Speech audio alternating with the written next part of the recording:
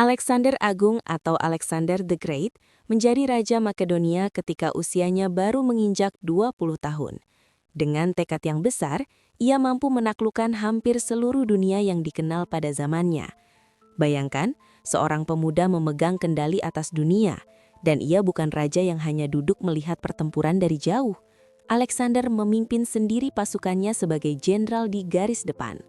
Ambisinya untuk menguasai dunia menjadikan Makedonia salah satu kekuatan terbesar, dengan wilayah yang mencakup Yunani, Makedonia Utara, Thrace, Anatolia, Persia, Mesir, Asia Tengah, dan banyak lagi. Sepanjang karier militernya hingga akhir hayat, Alexander tidak pernah mengalami kekalahan di medan perang. Ia meruntuhkan kekaisaran Persia yang dianggap mustahil untuk dijatuhkan, lalu melanjutkan penaklukan hingga Mesir dan India. Ia dipuji sebagai raja dari segala raja, dan gelar itu bukan hanya sekedar sebutan kosong, tetapi diperoleh dari keberhasilan militernya sendiri.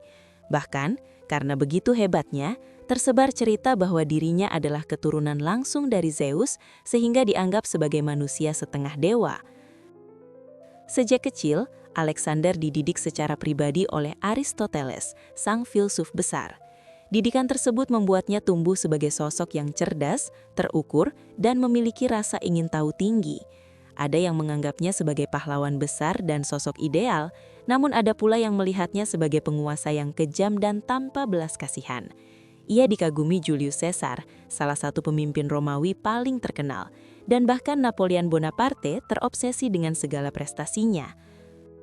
Dalam pembahasan kali ini, kita akan melihat lebih dalam tentang seberapa hebat Alexander Agung sebenarnya. Kita akan mengulas kehidupan awalnya, penaklukan, dan perang-perang besar yang ia jalankan. Tidak hanya itu, kita juga akan memahami sifat serta karakter yang dimilikinya untuk menyingkap sosok yang pernah menjadi salah satu manusia paling berkuasa dalam sejarah. Alexander lahir tahun 356 SM di Pella, ibu kota Makedonia yang terletak di barat laut Tesaloniki. Ia adalah putra dari Philip II, Raja Makedonia, dan Olympias, putri Raja Neoptolemus dari Epirus. Ayahnya, Philip II, dikenal sebagai pemimpin militer dan politik yang brilian. Melalui kekuatan pasukan dan strategi yang cerdas, Philip mengubah Makedonia dari wilayah terpencil menjadi kekuatan militer dan budaya yang kuat. Philip memiliki cita-cita besar untuk menaklukkan kekaisaran Persia, kekuatan super dunia pada saat itu. Persia unggul dalam ilmu pengetahuan, filsafat, dan memiliki militer yang tangguh yang berkali-kali berusaha menaklukkan bangsa Yunani. Mimpi Philip untuk menjatuhkan Persia dianggap sangat ambisius dan hampir tidak realistis. Pada usia 13-16 tahun, Alexander belajar langsung dari Aristoteles. Dari gurunya ini, ia mengenal dunia filsafat, kedokteran, politik, seni, dan ilmu pengetahuan. Tetapi dalam perkembangannya, Alexander juga melampaui pemikiran Aristoteles, terutama terkait bagaimana memperlakukan bangsa non-Yunani. Jika gurunya menganggap mereka pantas diperlakukan seperti orang barbar, Alexander justru mampu menyatukan banyak bangsa ke dalam kekaisarannya. Tokoh-tokoh seperti Achilles, Herakles, dan Dionysus terus hadir dalam imajinasinya, membentuk ambisi dan pandangannya tentang kejayaan. Mereka menjadi sosok panutan yang mempengaruhi jalan hidupnya. Tokoh-tokoh seperti Achilles, Herakles, dan Dionysus memberi dampak besar pada imajinasi Alexander dan menumbuhkan ambisi luar biasa dalam dirinya. Meski hanya legenda, pengaruh mereka sangat kuat dalam membentuk cara berpikir dan tindakan Alexander. Saat Philip pergi menyerang Bizantium pada tahun 340 SM, Alexander ditinggalkan untuk memimpin Makedonia. Ia memanfaatkan kesempatan ini untuk membuktikan bahwa, meski masih sangat muda, ia sudah memiliki kapasitas sebagai pemimpin besar. Dalam periode ini, ia mengumpulkan pasukan dan menundukkan suku Medi dari Thrace yang tinggal di kawasan Baltik Senggara. 2 tahun kemudian, Philip kembali dengan tekad untuk menyatukan Yunani di bawah satu kekuasaan dan melawan koalisi negara kota Yunani yang dipimpin Thebes dan Athena. Pertempuran ini dikenal sebagai Pertempuran Chaironea. Di sana, Alexander memimpin pasukan kavaleri dan dengan gemilang menghancurkan Sacred Band of Thebes, unit elit legendaris yang terdiri dari 150 pasang prajurit. Kemenangan itu melambungkan reputasi Alexander di kalangan militer Makedonia. Pada tahun 336 SM, Philip II dibunuh dan Makedonia menghilangkan pewaris yang pasti. Namun para tentara yang sudah mengenal kemampuan Alexander segera menobatkannya sebagai penerus tanpa perlawanan berarti. Kemudian, Alexander menyingkirkan para pangeran Lynkestis yang diduga terlibat dalam pembunuhan Philip bersama semua calon saingan dan faksi yang berpotensi menentangnya demi memastikan kekuasaannya kokoh. Untuk memperkuat kontrol atas Yunani, Alexander menghadiri pertemuan kota-kota Yunani yang sebelumnya telah dipanggil oleh Philip. Pertemuan ini dikenal sebagai Liga Korintus. Di sana, bangsa Yunani akhirnya akan menjalankan ambisi lama mereka menaklukkan Persia, dan dengan suara bulat Alexander ditunjuk sebagai panglima tertinggi atau strategos autokrator. Namun sebelum menghadapi musuh besar Persia, ia perlu menyamankan wilayah Yunani terlebih dahulu. Alexander kemudian bergerak menundukkan negara-negara kota yang membelot dari aliansi, seringkali dengan kekuatan militer, dan menggelar kampanye ke utara melawan suku-suku Thrace yang tinggal di kawasan Baltik Senggara. Namun saat ia masih dalam pertempuran, desas-desus bahwa ia telah gugur menyebar di Yunani. Thebes memanfaatkan kabar tersebut untuk memberontak, dan banyak kota lainnya mendukung mereka, terutama Athena. Setelah mendengar pemberontakan mulai meluas, Alexander memaksa pasukannya bermarsil cepat sejauh 386 km hanya dalam waktu 2 minggu hingga ke gerbang Thebes. Ia mengirim ultimatum agar Thebes menyerah dan kembali bergabung, namun permintaan itu ditolak. Alexander pun menyerbu kota tersebut dan menghancurkannya hingga rata dengan tanah. Nisihkan hanya kuil-kuil dan rumah milik Pindar. Kira-kira 6.000 orang tewas dan para penyingsar dijual sebagai budak. Melihat nasib Thebes, negara kota Yunani lain segera tunduk. Alexander menawarkan hal serupa kepada Athena, dan mereka, melihat keganasan yang menimpa Thebes, memilih kembali ke pihak Alexander tanpa perlawanan. Sekali lagi, ia menyelesaikan situasi melalui kekuatan militer, namun dalam dirinya terselip kebutuhan untuk diakui secara nyata, bukan sekedar ditakuti. Di dalam dirinya, pergulatan antara penaklukan lewat kekuatan dan keyakinan bahwa manusia dapat disatukan tanpa kekerasan terus terjadi. Alexander ingin seluruh bangsa bersatu tanpa darah, tetapi ia juga memahami bahwa kekuatan adalah satu-satunya alat yang benar-benar bekerja. Kini, ia menjadi raja atas bangsa Yunani, sesuatu yang tak pernah berhasil dicapai oleh tokoh-tokoh besar Sparta maupun Athena. Di belakangnya, berdiri para prajurit Makedonia bersama 40.000 pasukan Yunani yang sudah siap menghadapi Persia. Jika dibandingkan dengan kekaisaran Persia yang begitu besar, Makedonia dan Yunani tampak kecil. Namun Alexander percaya pasukannya lebih terlatih, memiliki persenjataan dan perlengkapan yang lebih unggul. Ia yakin taktik dan strateginya dapat meruntuhkan pasukan Persia yang jauh lebih besar jumlahnya. Sejak naik tahta, pikirannya telah terpusat pada ekspedisi ke Persia. Ia dibesarkan dengan idea tersebut, dan selain idealisme, ia membutuhkan kekayaan Persia untuk mempertahankan pasukan yang dibangun ayahnya Philip II, sekaligus melunasi hutang-hutang besar yang ditinggalkannya. Ia juga mengetahui keberhasilan pasukan 10.000 bayaran Yunani yang dipimpin Xenophon yang mampu menyeberangi wilayah Persia dan kembali hidup.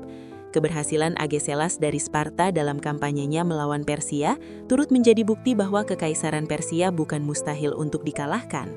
Alexander memiliki kavaleri yang sangat kuat dan dipimpin oleh para komandan terampil seperti dirinya. Semua ini menunjukkan bahwa Persia, meski perkasa, tetap memiliki celah. Pada tahun 333 SM, pasukan Alexander berhadapan dengan kekuatan Persia yang dipimpin Raja baru, Darius III. Dengan 32.000 prajurit, Alexander bergerak lebih cepat daripada perkiraan Persia. Serangannya keras dan berhasil memaksa pasukan Persia mundur. Menurut Arrian, tidak diragukan bahwa kehadiran Alexander sendiri menjadi kunci kemenangan Makedonia. Berbeda dengan Darius, ia berada tepat di tengah serangan pertama dan bertarung di garis depan sampai pertempuran berakhir. Ia hampir mati ketika tombak hampir menghantam perisai dadanya dan helmnya keremuk oleh hantaman apak dari belakang. Kepalanya hampir terpenggal jika salah satu komandannya tidak segera menyelamatkannya.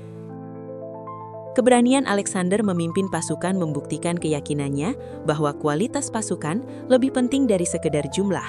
Persia, yang sekian lama hidup dalam kemewahan tanpa ancaman besar, kehilangan disiplin dan tidak memiliki kekuatan kavaleri yang memadai. Sebaliknya, Alexander memiliki gabungan pemanah, pelempar lembing, infanteri, dan kavaleri berat. Dengan keunggulan dalam taktik perang gabungan, ia mampu meruntuhkan pasukan Persia dan memaksa Darius III melarikan diri untuk kedua kalinya. Dalam kekacauan itu, ia bahkan meninggalkan istri, anak-anak, dan ibunya. Sang ibu merasa begitu malu, hingga secara terbuka menolak Darius dan mengakui Alexander sebagai putranya. Gestur ini memberi Alexander keuntungan besar dalam mengukuhkan kendalinya atas bekas wilayah Persia. Pada tahun 326 SM, Alexander kembali bergerak dan memasuki India. Setelah menyeberangi sungai Indus, ia tiba di Taksila. Penguasanya, Taksiles, menyambut Alexander dengan hadiah gajah dan pasukan, berharap menjalin aliansi melawan Raja Porus dari Hidaspes. Pertempuran pun terjadi di Sungai Jhelum, dan meskipun mendapat perlawanan sengit, Alexander menang. Porus akhirnya menyerah. Terkesan dengan keberaniannya, Alexander tidak membunuhnya, namun mengangkatnya sebagai sekutu dan tetap membiarkannya memimpin wilayahnya. Alexander terus bergerak ke timur dan menaklukkan kerajaan-kerajaan lain. Tidak ada kekuatan luar yang mampu mengalahkannya. Namun, musuh paling berbahaya ternyata datang dari dalam, keletihan. Pasukannya mulai dilanda kejenuhan, kelelahan fisik, serta tekanan psikologis karena jarak tempuh yang tidak berujung dan cuaca yang berat. Di tepi Sungai Gangga, mereka menolak maju dan memaksa Alexander menghentikan ekspedisi ini. Keputusan itu menandai akhir kampanyenya di India. Setelah kembali, Alexander menghabiskan waktu untuk mengatur kembali struktur kekaisaran luas yang telah ia bangun. Namun, problem terus bermunculan dari para gubernur dan jenderalnya. Perbedaan budaya antara Makedonia dan Persia ikut memicu gesekan internal. Ketika keadaan tampak terkendali, Alexander menggelar festival besar di Ekbatana. Di sana, istrinya jatuh sakit dan meninggal.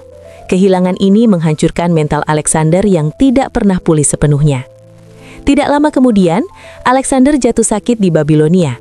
Setelah 10 hari terbaring, ia wafat pada 13 Juni 323 sebelum Masehi, di usia hanya 33 tahun setelah memerintah selama 12 tahun 8 bulan. Tanpa pewaris yang jelas, para jenderalnya mengangkat Philip III Archidaeus, putra haram Philip II, serta Alexander IV, putra Alexander dari Roxana yang lahir setelah ia meninggal, sebagai raja bersama. Namun, kekaisaran itu nyaris tidak mungkin bertahan sebagai satu kesatuan. Keduanya akhirnya terbunuh, dan provinsi-provinsi berubah menjadi kerajaan mandiri. Para jenderal kemudian mengikuti langkah Antigonus dan pada 306 SM mengangkat diri masing-masing sebagai raja. Inilah kesalahan besar Alexander. Ia tidak pernah menyiapkan penerus, sehingga struktur megah yang ia bangun runtuh begitu dirinya tiada. Selama hidup, hanya karisma dan tekadnya lah yang membuat kekaisaran tetap utuh. Sebagai seorang panglima, Alexander berada di puncak keunggulan militer. Ia mampu memadukan berbagai cabang pasukan, menyesuaikan taktik dengan medan dan lawan, serta membaca peluang dalam detik-detik krusial pertempuran. Kavaleri menjadi senjata andalannya, sehingga infanteri tidak selalu harus melancarkan pukulan terakhir. Ratusan tahun setelahnya, para tokoh seperti Julius Caesar hingga Napoleon menjadikan Alexander sebagai model militer mereka. Namun, warisan terpentingnya bukan sekedar perang, melainkan penyebaran gagasan monarki absolut Persia ke barat yang kelak menginspirasi kekaisaran Romawi dan kemudian mempengaruhi sistem politik di era Napoleon. Masa pemerintahannya menjadi penanda penting dalam sejarah Eropa dan Asia. Ekspedisi militernya dan minatnya pada ilmu pengetahuan memperluas wawasan tentang geografi dan alam. Ia memindahkan pusat peradaban ke wilayah timur dan memulai era baru monarki-monarki Yunani. Helenisme menyebar luas melalui kolonisasi, menciptakan dunia yang terhubung dari Gibraltar hingga Punjab, terbuka bagi perdagangan dan pergaulan. Alexander mendirikan banyak kota yang diberi nama menurut dirinya dan membawa pengaruh budaya Yunani ke tanah-tanah yang ia taklukkan. Bahasa Yunani menjadi bahasa penghubung yang mempermudah komunikasi dan perdagangan. Meski motivasinya lebih banyak berakar pada ambisi dan kejayaan pribadi, hasil akhirnya adalah dunia yang jauh lebih terhubung dan efisien dalam pertukaran gagasan dan barang. Mungkin Alexander tidak pernah berniat menciptakan tatanan dunia baru, tetapi dunia itu tidak akan pernah terbentuk tanpa dirinya. Ia mengubah peta dunia, menanamkan ambisi kepada generasi setelahnya, dan tetap dikenang sebagai salah satu tokoh paling berpengaruh sepanjang sejarah. Ada yang menganggapnya pahlawan menyatukan kerajaan-kerajaan, ada yang mengingatnya sebagai penakluk berdarah dingin. Namun gelar agung bukan hadiah, itu ia ukir sendiri dengan kemenangan yang tidak pernah ternoda kekalahan.